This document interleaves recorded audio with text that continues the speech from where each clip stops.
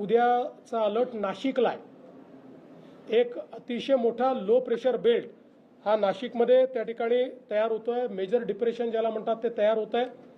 या मेजर डिप्रेशनमुळे जो काही नाशिक आणि त्र्यंबकेश्वरचा मधला भाग आहे या भागामध्ये ढगफुटी उद्या संभावित आहे किंवा त्या प्रकारचे निर्देश आपल्याला प्राप्त झालेले आहेत। ही ढगफुटी देखील मेजर ढगफुटी असू शकते। जवळपास 300 mm पाऊस या ढगफुटीमुळे या सगळ्या भागामध्ये होऊ शकतो। नाशिकच्या बऱ्याच मोठ्या भागामध्ये तो होऊ शकतो। त्या दृष्टीने जिल्हा प्रशासनाने मोठ्या प्रमाणात तयारी केलेली आहे।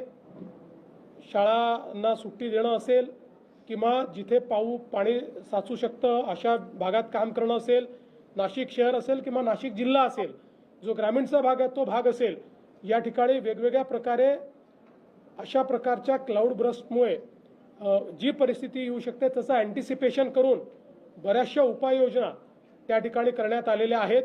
पण याच्यावर अतिशय करडी नजर ही आपल्याला ठेवावी लागेल, कारण हा एक मेजर इन्सिडन्स जो आहे तो या ठिकाणी आपल्याला संभावित आहे।